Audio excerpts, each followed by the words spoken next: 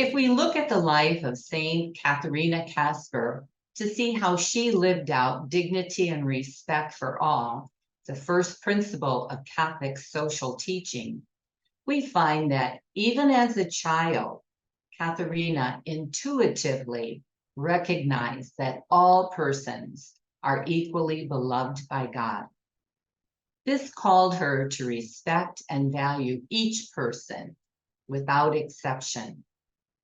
Even as a child, St. Katharina tangibly manifested this in her response to a schoolmate shunned by the other children because of her personal neglect and open sores.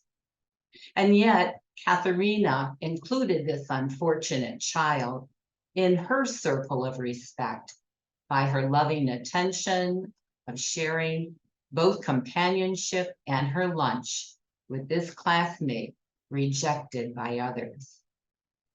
This conviction of the value of each person followed Katharina throughout her whole life and was ingrained in the spirituality of the Poor Handmaid congregation.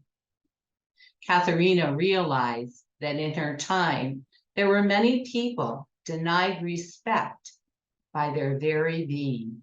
Some of these were the disabled, the foreigner, especially the Jews, mentally disabled or unstable people, and persons with black skin.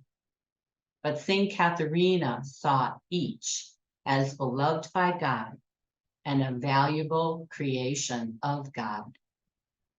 So Katharina taught her sisters to do the same, to value the dignity of anyone entrusted to their care, be they child or elder, by respecting each person as beloved of God and deserving of service and care. Following this example of dignity and respect for all without bias, poor handmaids of Jesus Christ in the United States lived the same value. They did not segregate Black patients from Caucasian patients at a time when this division was a common practice in hospitals. Also, Jewish and African American doctors were employed at poor handmaid hospitals during an era of discrimination. A more current example is that of Sister Germaine Hostedi, who exemplified the same dignity and respect when she invited the street boys in Kenya, homeless throwaways, to the safety of shelter and the means for a good education. Her concern for them resulted in the ministry of Caring Place that is still flourishing yet today.